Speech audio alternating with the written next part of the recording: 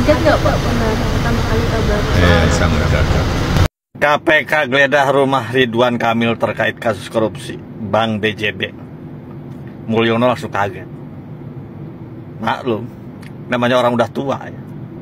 Dikit-dikit kaget.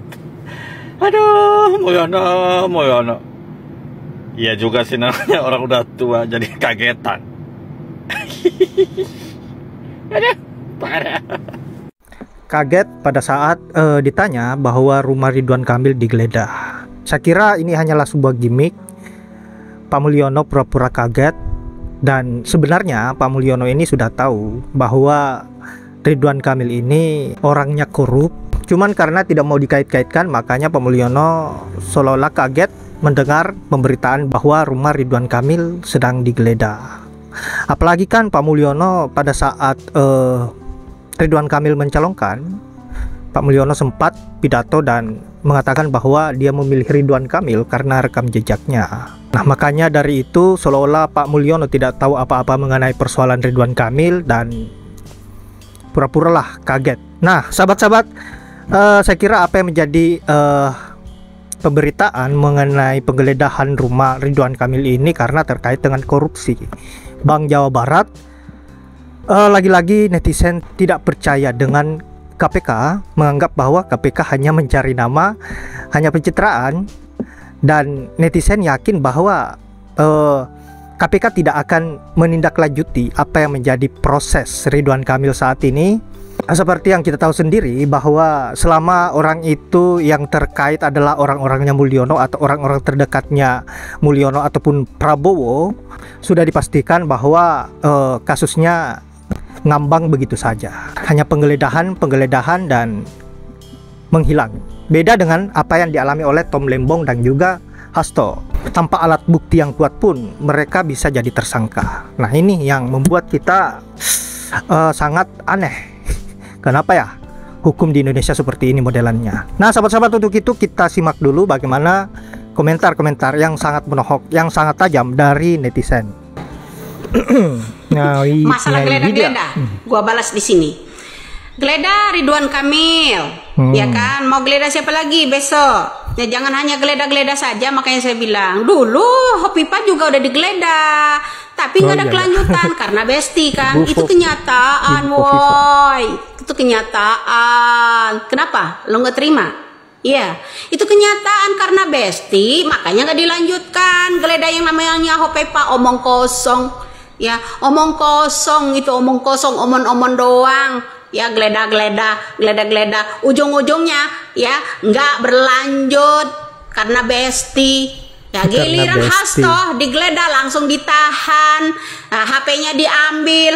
Tuh Prabowo dan Jaksa Agung serta KPK-nya Prabowo yang sekarang, kalau yang namanya geledahlah kayak Hasto.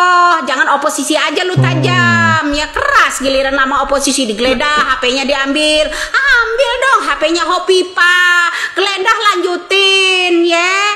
Itu Ridwan Kamil diambil lah HP-nya, digeledah langsung ditahan pula. Ya kan, kala yang namanya koalisi ya nggak kejam kalian. Harus diambil pula, ditahan dulu baru proses. Seperti Hasto digeledah nih, langsung diproses, dibawa dulu lah. Kenapa Hopipa nggak diambil yang namanya HP-nya? Ya biasanya kamu ya, anda semua di situ pejabat, biasanya kalau oposisi tuh contohnya Hasto, begitu digeledah ya diambil HP-nya, dirampas HP-nya, langsung dibawa ke situ keterangan apapun, yang penting dikurung dulu. Harusnya Anda bertindak adil. Ridwan Kamil juga begitu, dikurung dulu, baru diproses selanjutnya. HP-nya diambil, setelah digeledah semuanya, laptopnya bawa. Kayak Hasto kan begitu.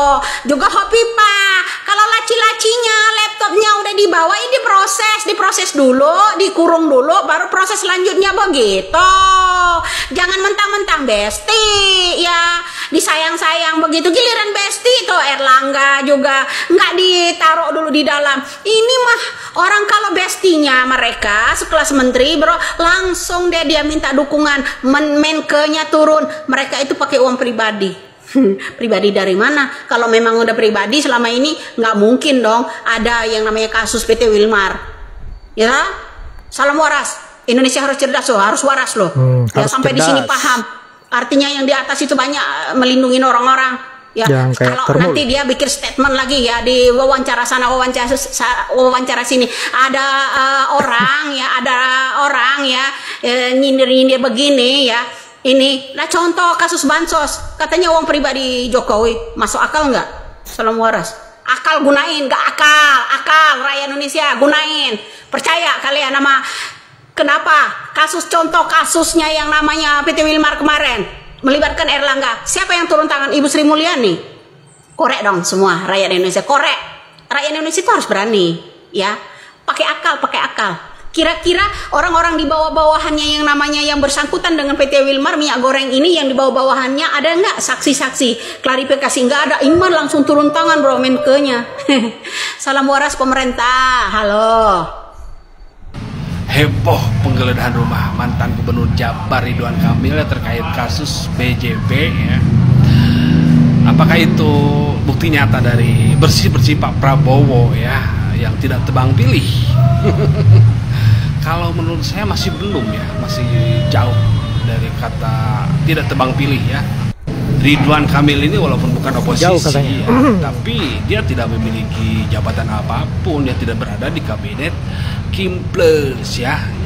Maksud dari tidak tebang pilih itu ya, ayo dong gitu, usut gitu.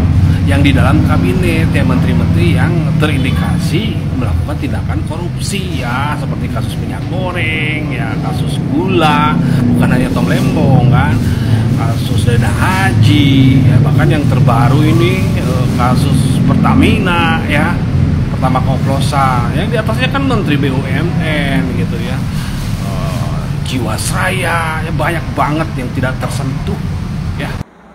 Maaf ya, nggak ada yang bisa menjamin seorang jaksa sekalipun akan jujur, bersih, dan transparan.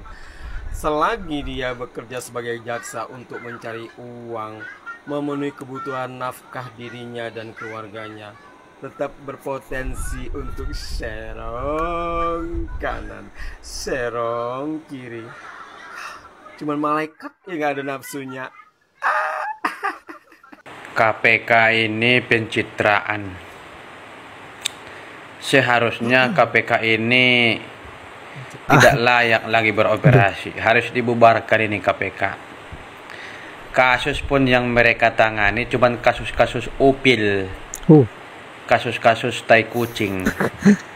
Itu baru berani KPK mengungkapnya. Kasus miliaran, ratusan juta, itu berani KPK itu. Tapi kalau yang sudah ratusan miliar, triliunan, KPK ini kayak tai kucing. Ya, tai kucing. Atau upil lah, agak lebih berwibawa sedikit begitu. Dulu dibentuk KPK ini lantaran polisi tidak sanggup mengatasi korupsi, memberantas korupsi. Jaksa dan polisi tidak sanggup memberantas korupsi. Ternyata sekarang orang-orang KPK itu orang-orang polisi juga, macam ketuanya itu kan, ketua KPK itu yang bintang 2 itu mantan polisi juga, enak betul dia itu. Anggotanya bukannya Mulyono. kalian dulu nggak sanggup memberantas korupsi, kok dikasih lagi ke polisi? Polisi yang sudah purnawirawan pula, penyidiknya dari kepolisian, ketuanya dari kepolisian. Pokoknya hampir semua orang-orang di KPK itu orang-orang sakit semua dari kepolisian. Kasus receh, kasus upil, tai kucing yang kalian tangani, apa itu? Ngabis-ngabiskan anggaran aja. Lebih baik kepolisian di setiap Polda, Polres, Poltabes itu dikasih anggaran banyak, biar mereka selesaikan itu korupsi. Nggak usah lagi KPK ini ada di Indonesia nih. Nah, seharusnya efisiensi Prabowo itu termasuk menghapus KPK, karena anggaran untuk KPK itu besar per tahun gitu loh. Ya. Pekerjaannya pun entah apa yang agak bermempala sedikit, nggak ada. Macam itu Ridwan Kamil menggeledah-geledah aja kerjaan KPK ini, nggak tahu malu ini KPK ini, masuk ke rumah orang, geledah. Memang cobalah dulu, saya kasih tantangan lah sama kalian KPK ya, coba kalian usut dulu dugaan korupsi yang nilainya triliunan, berani nggak? Nah, pasti nggak berani lah kalian. Nah, ini kasus-kasus upil, tai kucing baru kalian berani. Macam mana ini Indonesia mau maju kayak gini? Cok Baret, Medan.